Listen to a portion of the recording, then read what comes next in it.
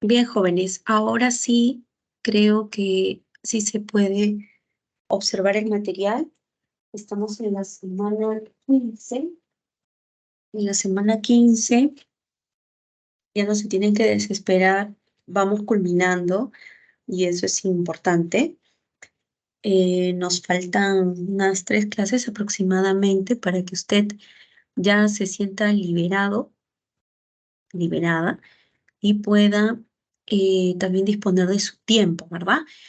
Entonces, aquí estoy, aquí estoy, aquí estoy.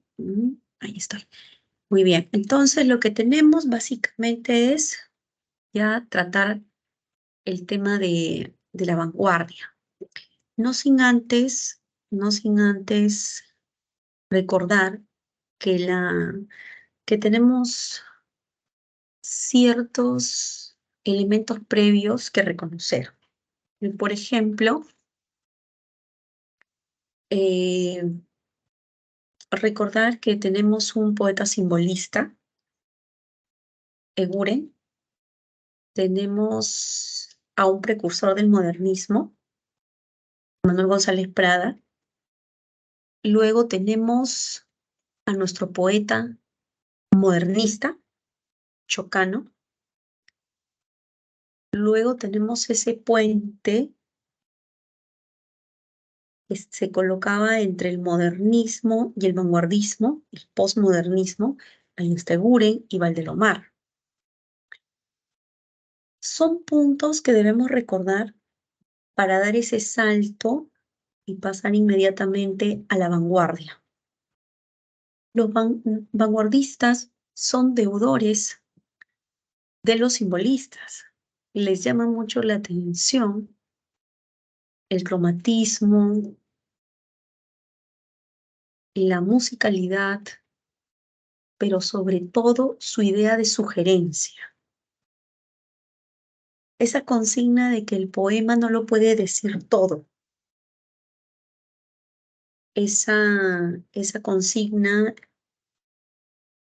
que se aleja de la descripción para entregarse a la sugerencia.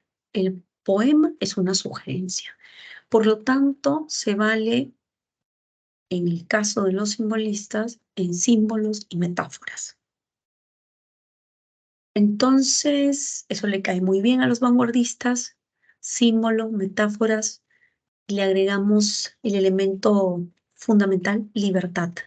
Libertad creativa, libertad en la imaginación, libertad que le va muy bien con la audacia que tienen los vanguardistas. Los vanguardistas, y si ustedes leen la separata, son sujetos iconoclastas. No van a respetar la autoridad de quien norma, de quien regla. No.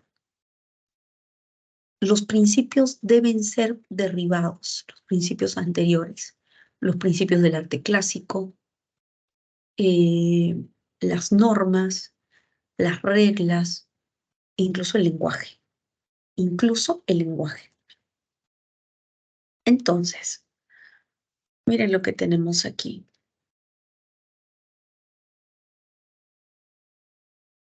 Antes de pasar de lleno a nuestro poeta universal, tenemos aquí los ismos. Eh, ya les decía, ¿no? La poesía europea estaba muy tendiente al simbolismo,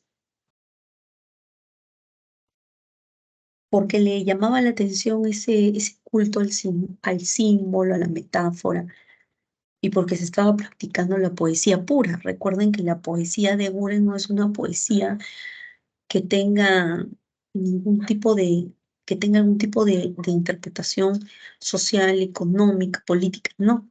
Por lo tanto, es poesía pura. Los simbolistas comparten algunos rasgos en común. Por ejemplo, en el caso del futurismo, eh, este grupo congrega en gran medida el espíritu de la vanguardia. Ellos postulaban que el arte debía ser un resultado, una consecuencia de una actitud vital. Su creador, Marinetti, le rinde culto al auto y en general los grupos le rinden culto al progreso tecnológico. Y para ellos el auto es una pieza clave y fundamental de la urbe. Y habría que equiparar las virtudes del hombre con las características del automóvil. Su movimiento, su velocidad, su aceleración. Entonces estos señores futuristas, futurismo, el futuro, sienten una admiración por el avance, por el progreso tecnológico. Está el surrealismo. Surrealismo. Todo empezó en Francia. Antes con Apollinaire, que es el creador de los famosos caligramas. ¿Qué son los caligramas? Son los poemas dibujados.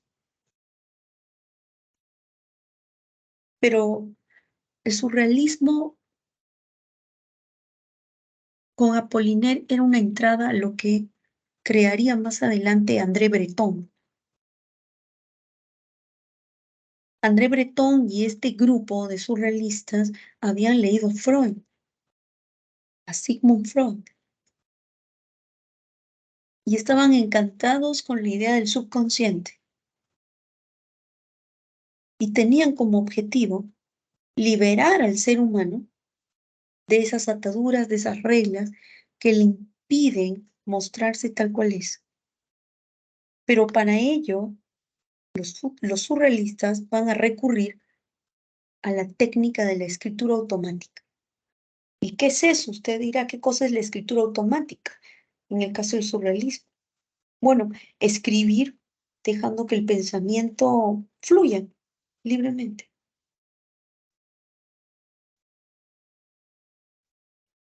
Si tiene sentido o no, ese es otro punto. Pero esta idea de la técnica de la escritura automática unida al sueño o al mundo onírico, también llena de imágenes y símbolos.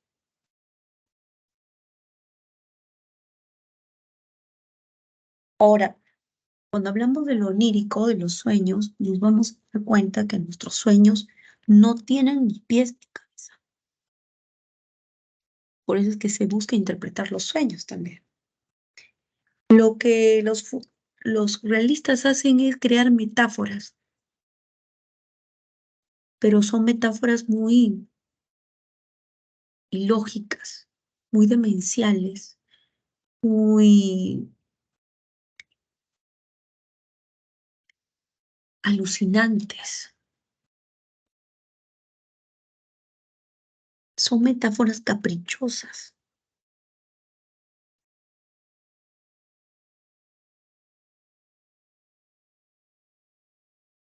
Ahora, en ese sentido de las imágenes caprichosas, ese sentido, dime Rita, Mis disculpas, no se observa lo que está presentando. ¿no? Ay, hija, si tú no me dices, pero hace rato dije, ahora estoy presentando. Ay, aquí estoy. Ahora, por favor, si me pueden decir si se observa o no. Sí, mis ahora sí. Gracias, Rita. Pero en un momento voy a jalar un cabelicito por aquí.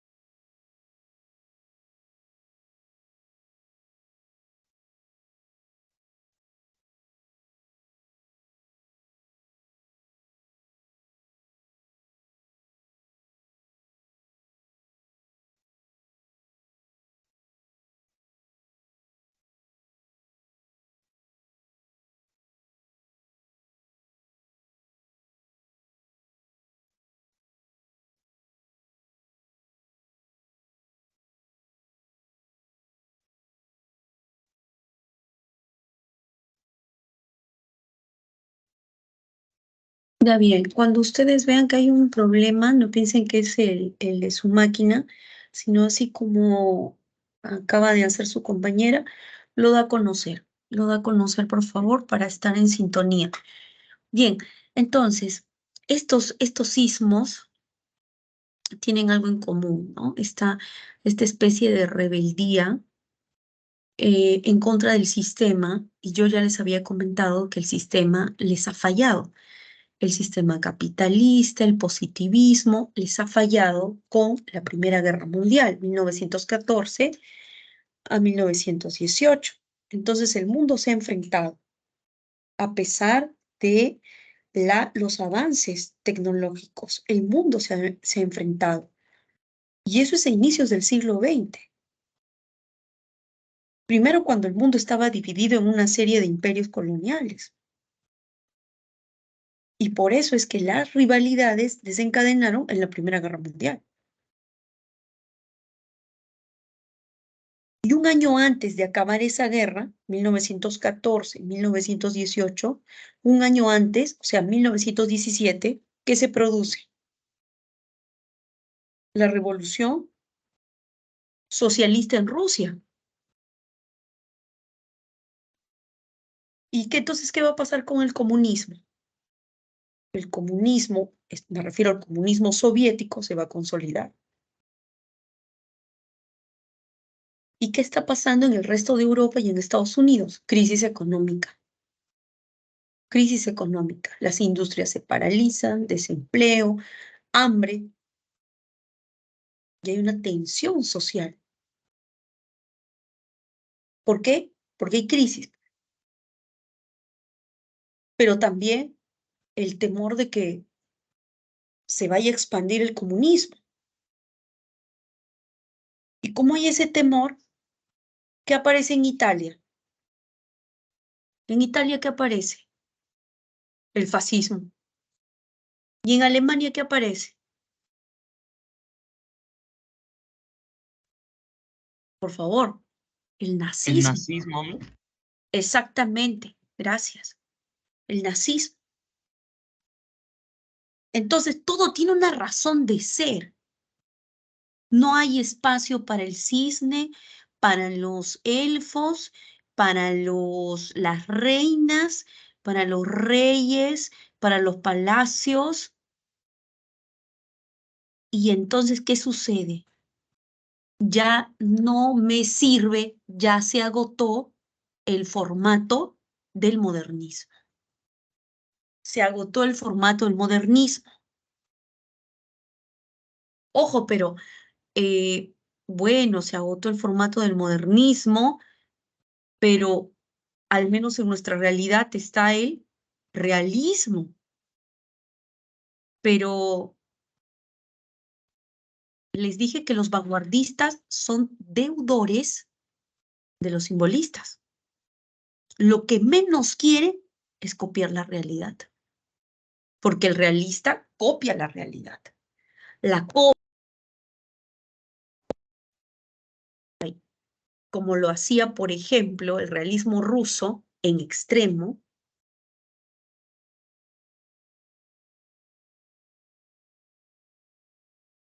como lo hacía el realismo ruso, por ejemplo, en extremo,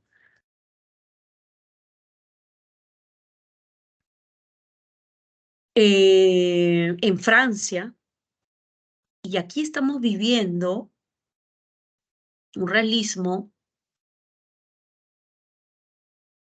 que tiene como punto neurálgico la guerra con Chile. Manuel González Prada tiene ensayos sobre ese punto, la reconstrucción nacional a partir de un nacionalismo agresivo. Pero los vanguardistas no están dispuestos a seguir ese formato. Por eso se llevan bien con los simbolistas. Y dicen, yo quiero recrear la realidad a mi modo.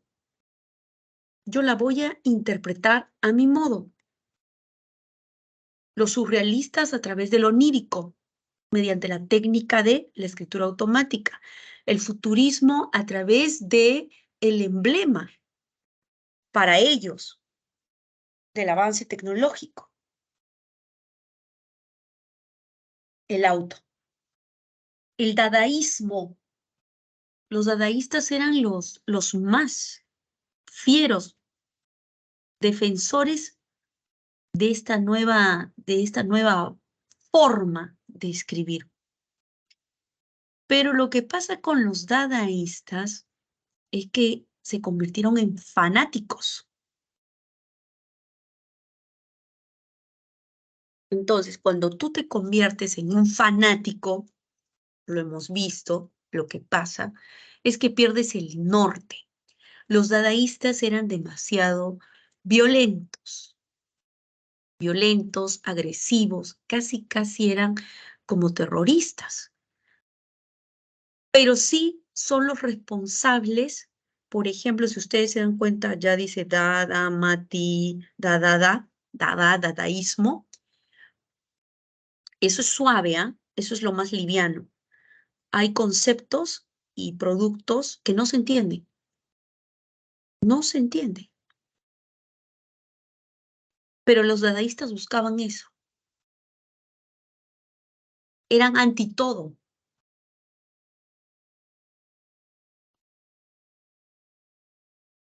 No solo iban en contra de la sintaxis, también en contra de la morfología, también en contra de la fonética, de la fonología.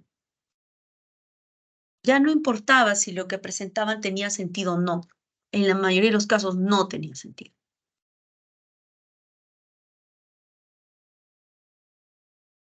El cubismo. Ustedes pueden apreciar allí una figura.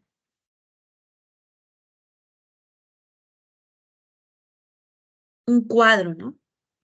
Un cuadro cubista. No sé si lo logran observar. Picasso es un representante de la pintura. El cubismo resalta aún más en la pintura. Y si ustedes se dan cuenta, lo que hacen los cubistas, vanguardistas, es tumbarse el primer principio fundamental del arte clásico, la línea y el punto. Entonces, ¿qué va a hacer? Como su nombre lo indica, cubismos, va a utilizar figuras geométricas o cubos. ¿Y qué es lo que está buscando? Está buscando que la figura se salga del cuadro, que tiene que ser provocador. Eso es provocador, eso es rebelde. No voy a pintar como pintan los demás. Y este es mi modo de protestar, ¿no? La pintura cubista. Y está. En literatura, ¿cómo se tendría que actuar? Porque eso es en pintura. Aparecen los caligramas, que se expanden en las hojas, en los poemas, y son poemas dibujados. Poemas dibujados. Ahora, si alcanza el tiempo, les envío un poema del pájaro. Entonces, son poemas dibujados. El dibujo y el sentido del poema van de la mano. El poema se construye a través de un dibujo. Y en el dibujo está el sentido. Pero ambos elementos se estrechan.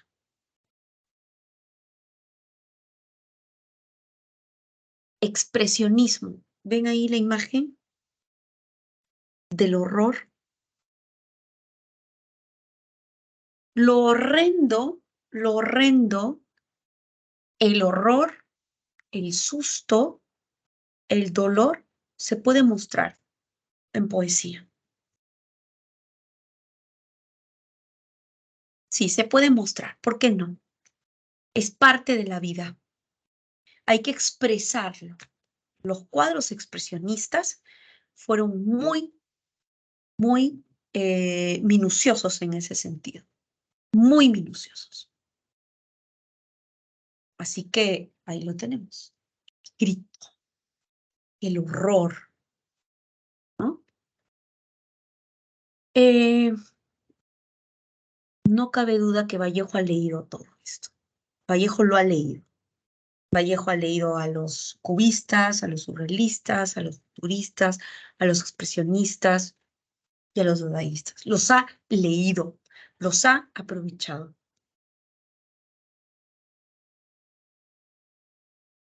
Entonces, rechazo a la autoridad, rechazo a todo presidente histórico, porque yo no quiero calcar la realidad, no la quiero copiar. Voy a modernizar el lenguaje, porque si yo voy a hablar ahora de el tranvía, voy a hablar del cine, voy a hablar del automóvil, ya no puedo seguir con el léxico preciosista del modernismo. Tengo que modernizar el lenguaje, incluir un vocabulario nuevo, un léxico nuevo. Con tus venas de arco de violín, con tus dedos de orquesta, con tus uñas para abrir las entrañas del mundo y vaticinar la pérdida. César Mora. Cuando dice alejamiento del realismo es que no voy a calcar la realidad, no es una copia de la realidad. Decimonónico del siglo XIX. Asimilación creativa de representaciones del mundo inconsciente. Eso es surrealismo. El mundo inconsciente es surrealismo.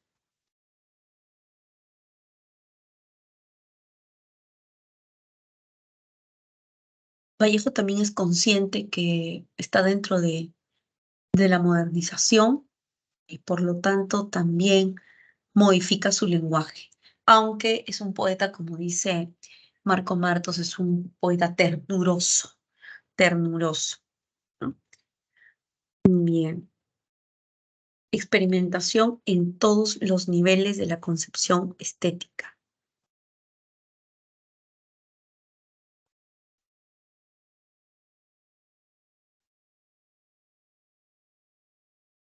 Ahí ustedes pueden apreciar, este es un poema de 5 metros de poema. 5 metros de poema de Carlos Oquendo de Amata. Ahí ustedes pueden apreciar cómo se aprovecha esto del nivel espacial del estudiante. Ahora, Vallejo va a usar el verso libre. Lo mismo, miren, tenemos aquí a Oquendo de Amat, Carlos Oquendo de Amat. Pero es un hermoso poema. No, el autor no siente que la naturaleza sea incompatible a la urbe. Hoy la luna está de compras. Ese es un verso maravilloso. Desde un tranvía, el sol como un pájaro lee la ciudad. Las esquinas adelgazan a las viandantes y el viento empuja los coches de alquiler.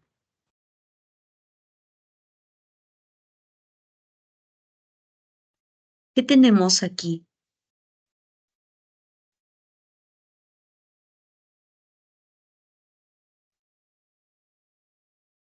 Es lo que podríamos tener aquí. Dice, los perfumes abren álbums de miradas internacionales. El policeman domestica la brisa y el ruido de los claxons ha puesto los vestidos azules. Novedad. ¿Ven? ¿Se han dado cuenta? La naturaleza no se pelea con la urbe. La naturaleza se combina el sol, la luna, se combina con la modernidad.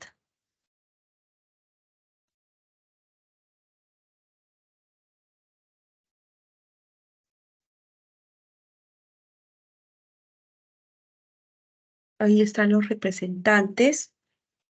César Vallejo, nuestro poeta, narrativa Martín Adán, Carlos Oquendo de Amat, este es el que los 5 metros de poemas, César Moro, gran poeta, y Emilio Adolfo Westphalen, también poeta. Destaca sobre todo en la poesía, ¿no? Vamos a ver. César Vallejo, Los Heraldos Negros, Trilce y Poemas Humanos. ¿Qué tenemos aquí? Entonces, con periodos. Antes voy a hablar de los periodos para pasar a lo que es, sí, Vallejo.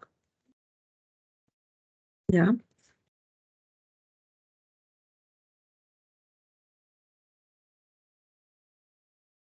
Bien, entonces, haciendo una recopilación, hay un rechazo del realismo en esta nueva poética, hay una negación de todas las normas y preceptos artísticos, claro, los anteriores hay un culto a la novedad, un culto a la sorpresa, por eso es que hay mucha audacia, ¿no?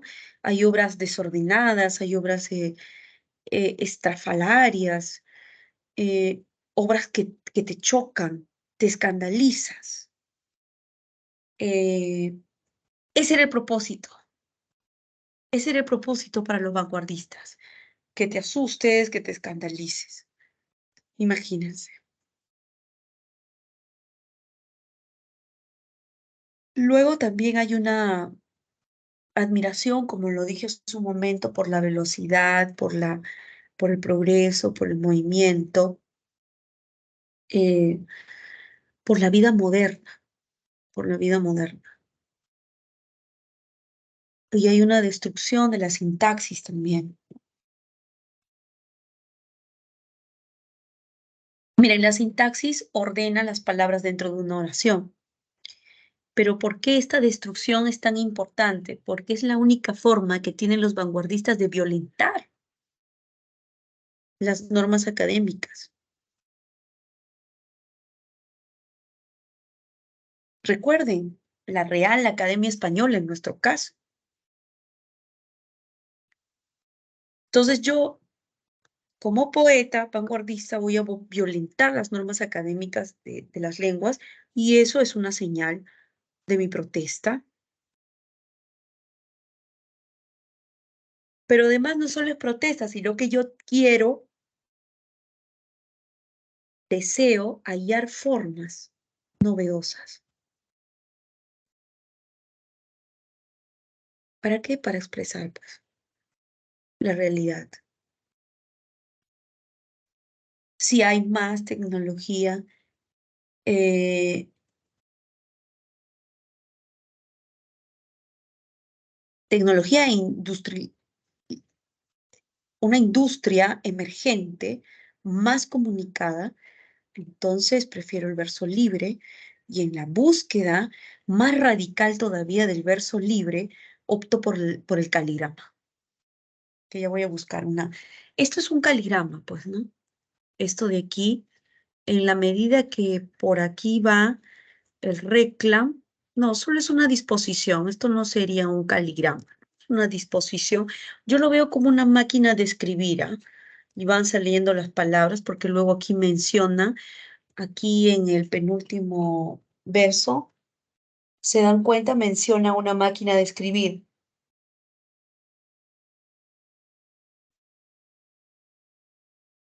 Y por ahí vamos atando el sentido de cómo se ve. Ahora, en España está la generación del 27 para hablar de vanguardia.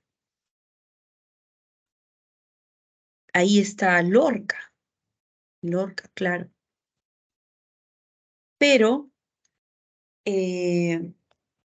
sí, solo estamos hablando de los más conocidos. No está Pedro Salinas, Jorge Guillén, Gerardo Pedro, y está el gran Lorca,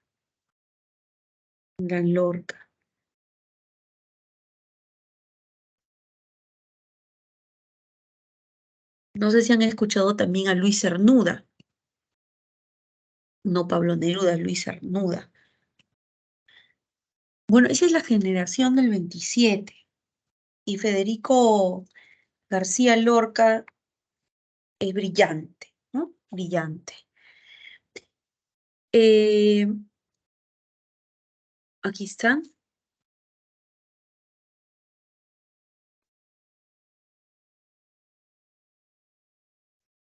Yo puedo decir aquí, por ejemplo, que un poeta surrealista de todos ellos es César Moro. Desde los títulos, mire usted arriba, dice La tortuga ecuestre. Surrealista también es Carlos Oquendo de Amat, pero no hay una constante. Por eso él prefería a secas que le digan que es un poeta de la vanguardia, de la vanguardia. Nos congrega nuestro Zeus, nuestro César Vallejo. Él nos congrega.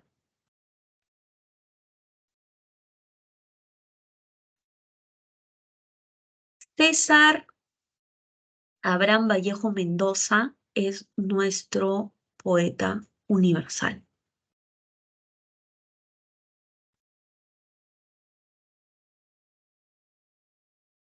Después de él está Eguren. Eso también les dije. Después de él está Eguren.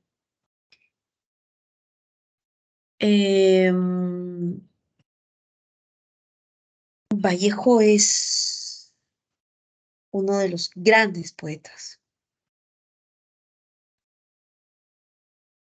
Nace en Santiago de Chuco, que es un pueblo de las Serranías de la Libertad. Ojo, en una familia numerosa, pero se trasladan a Trujillo, allí va a la universidad, César Vallejo, y ahí entra en contacto, ¿no? En la universidad con estos jóvenes intelectuales que se reúnen en otro grupo,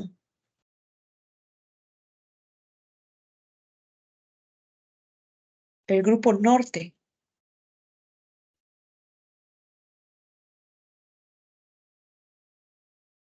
Viaja, viene a la capital en 1917, no pudo establecerse en la capital y se va a París, París, en 1923 y muere en 1938. Pero vamos a decir las verdades, ¿no? ¿Por qué se va del Perú en 1923? ¿Qué pasó? Bueno, todo poeta tiene un periodo importante. Todo poeta puede ser clasificado en periodos. Poeta importante que tiene periodos, eh, Pablo Neruda. Ahora, si usted revisa, Vallejo es más en cada periodo, es más notable en cada periodo.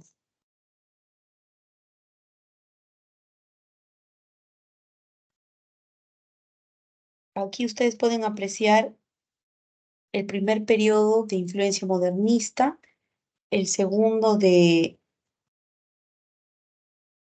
filiación vanguardista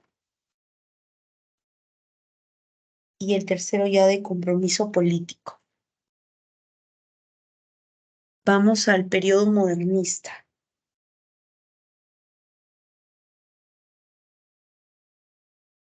¿No? Primero, Vallejo es muy original. Tiene una absoluta originalidad poética. Yo creo que si leyeron eh, los modernistas, leyeron Trilce. Sí, yo sí creo que eso sucedió. Lo leyeron tanto que les gustó. Pero cuando salían a la calle, estos señores de la casta literaria, como que les daba estupor. La obra de Vallejo causó estupor.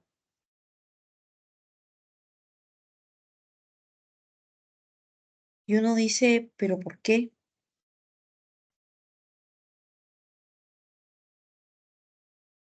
¿Qué pasa con Vallejo? ¿Qué pasa con su obra? ¿Por qué entre sus contemporáneos se sorprende? ¿Acaso no se puede innovar estilísticamente? Pero lo que pasa con Vallejo es que está recogiendo las influencias del modernismo, sobre todo del simbolismo. Y además tiene un choque con los movimientos anteriores.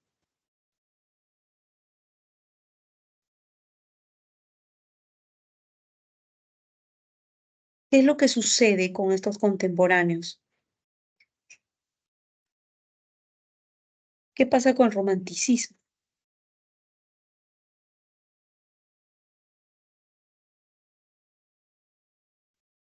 ¿Qué nos dice? Entonces está el modernismo, el romanticismo, el simbolismo y las propuestas de la vanguardia. Pero todavía no lo vamos a encasillar.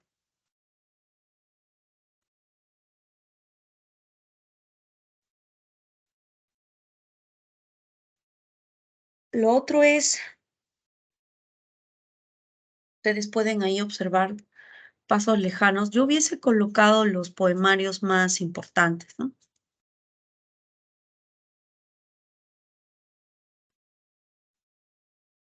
Los heraldos negros y Masa. Los heraldos negros y Masa. Pecado capital no haber leído Los heraldos negros mm, o Masa.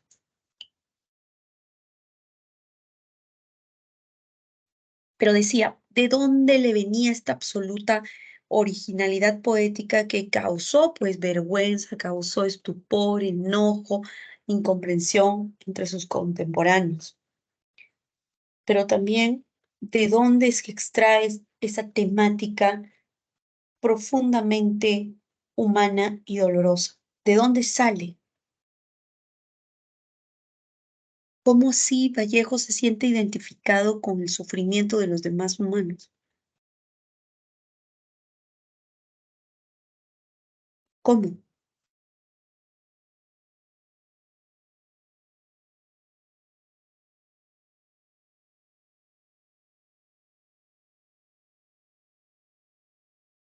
Porque pocas son las obras que muestran ese nivel de empatía tan grande con el desvalido, con el hermano, con el desposeído, con el oprimido.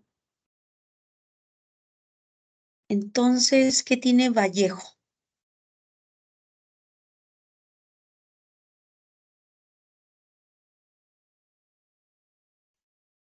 ¿Qué ha hecho Vallejo? ¿Qué ha señalado Vallejo frente al pobre pobre?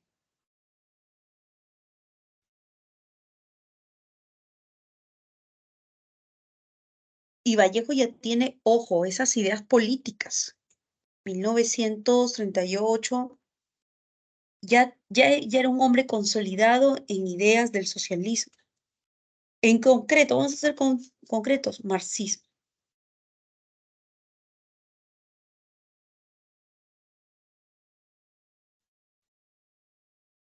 Ah, claro, está el socialismo, pero sobre todo el humanismo. Ya el humanismo trasciende cualquier doctrina. Mi padre duerme, su semblante augusto figura un apacible corazón. Está ahora tan dulce. Si hay algo en él de amargo, seré yo. Hay soledad en el hogar, se reza. No hay noticias de los hijos hoy.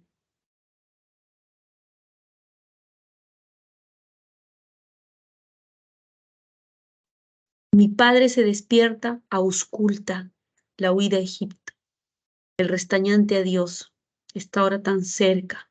Si hay algo en él, de lejos, seré yo.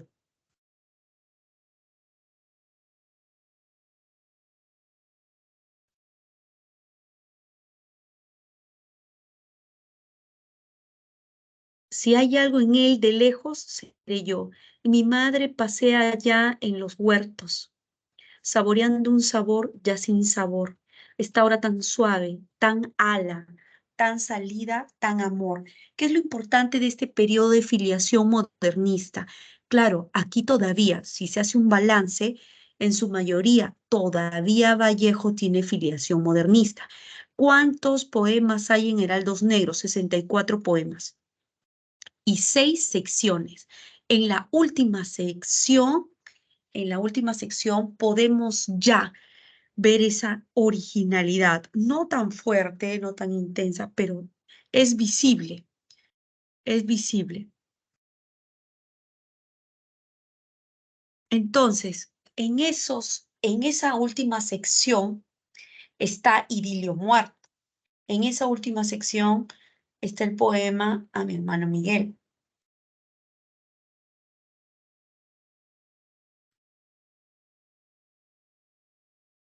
Así que por favor recuerden, en su periodo modernista, sí, todavía está ese lenguaje sonoro, preciosista, pero ya se dispone a dejar ese modelo, se dispone a dejar ese modelo por el vanguardismo. Vallejo escribió novelas, artículos, cuentos, piezas de teatro, pero lo más importante de su obra está en su poesía. Este poemario, porque también es miren, aquí está el nombre del libro, el poemario, pero también es un poema. Este poemario es de 1919. Algunos colocan 1918. Y está escrito bajo la influencia del modernismo, no lo olviden.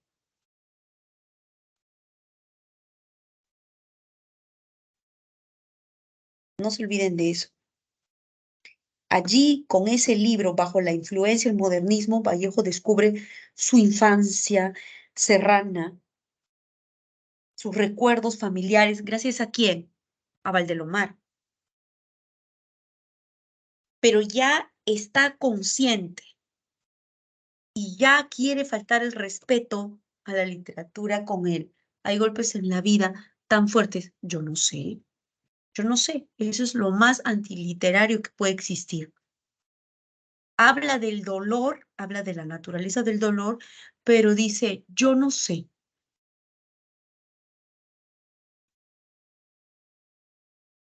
Y sí que sabe, porque él tiene conciencia de que pertenece a un grupo grande y marginal.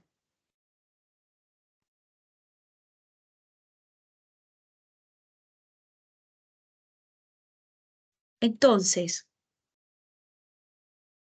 filiación modernista aún, pero ya estamos cerca del gran poemario, del poemario más importante de la posguerra, Trilce. Este libro se publica en 1922 y desde el inicio es una provocación. Por completo es vanguardista, porque Vallejo ha inventado el nombre. Yo quiero poner en jaque a toda la casta literaria, invento un nombre para que se entretengan un buen rato, entre comillas, porque no se entretienen nada estos señores. Entonces, que se llame Trilce.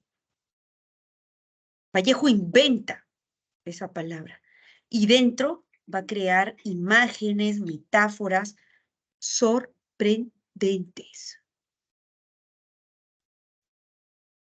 Y en Trilce, ¿qué pasa? Bueno, no solo esto de colocar un nombre que lo invento por ahí, sino que voy a ampliar el léxico Y sí, no solo mi variación va en el sentido sintáctico, también morfológico. Y voy a faltarle respeto al sistema y a las normas, ¿sí? A la gramática, y voy a escribir con tilde lo que quiera. Voy a obedecer solo a mi imaginación. Voy a escribir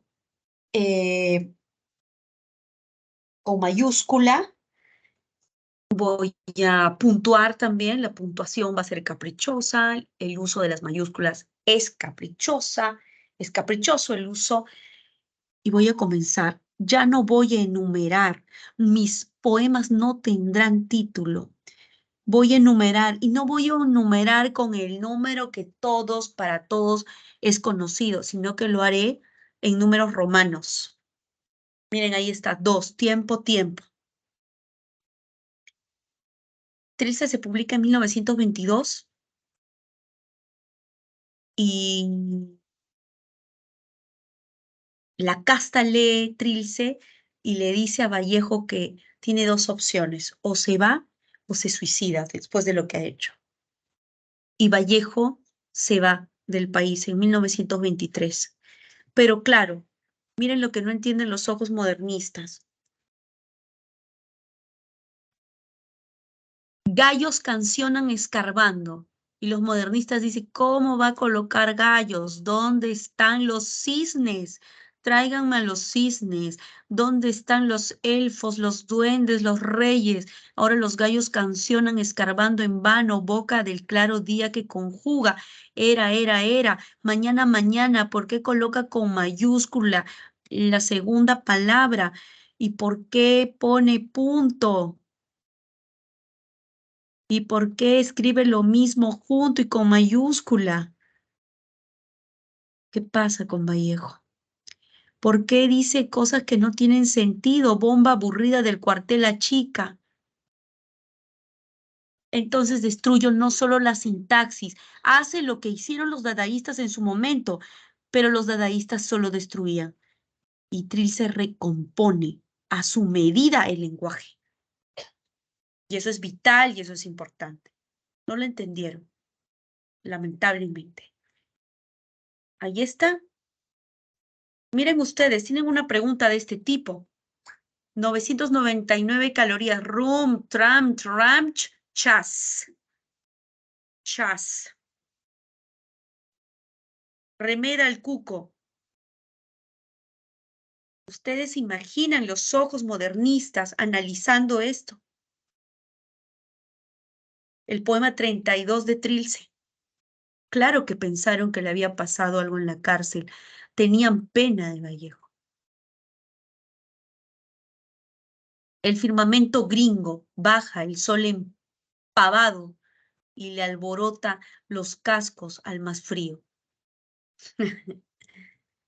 Luego viene, una vez que él ya está en Europa, específicamente en París, viene este periodo de compromiso político. Él ya abrazó el socialismo, específicamente el marxismo. El marxismo. Y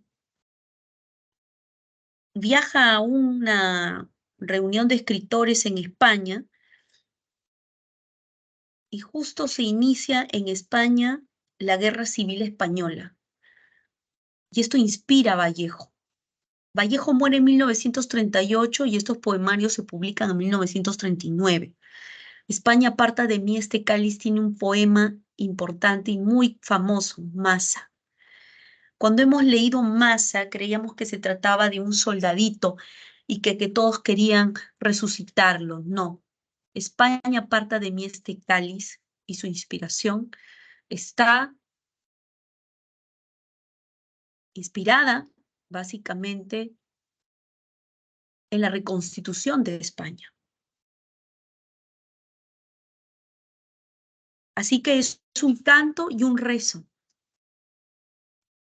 para que España resucite después de lo que ha sucedido.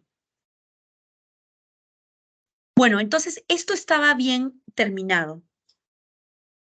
Ese conjunto, hay 15 poemas en España aparta de mí ese cáliz. y el poeta se identifica con los horrores, pues, de la Guerra Civil Española. Hay un momento histórico, pero como siempre hace Vallejo, él trasciende. Y esto ya es el grito, la expresión universal del dolor humano. España aparta de mí este cáliz. ¿Qué pasó con Poemas Humanos? Poemas Humanos todavía no estaba dispuesto. O sea, ya estaban culminados, pero no estaban dispuestos. Así que no tenía título tampoco. ¿Ya? Ahí está, aquí. Hay sí una concepción solidaria, ¿no? Lo que pasa es que Poemas Humanos fueron escritos entre 1923 y 1924.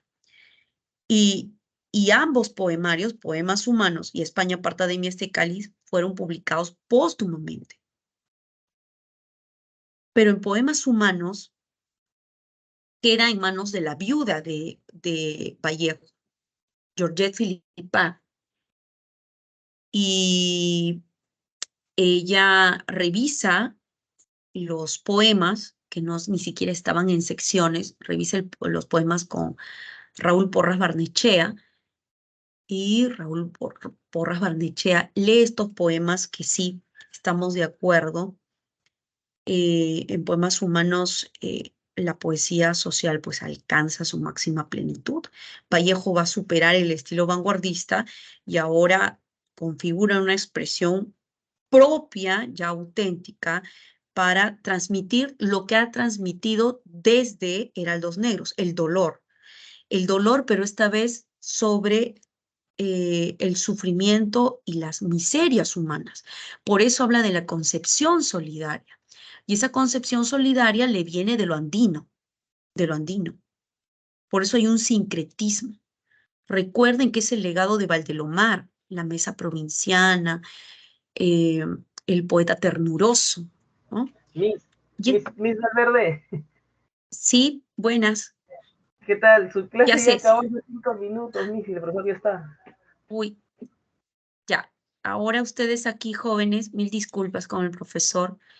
Recuerden la imagen del cuerpo, ¿no? Ya en Poemas Humanos tenemos al poeta fragmentado que se va a reconstituir en el territorio corporal. Estas son las claves. Les agradezco, mil disculpas, profesor, que me quedé en su hora. Ya, nos vemos. Cuídense. Gracias.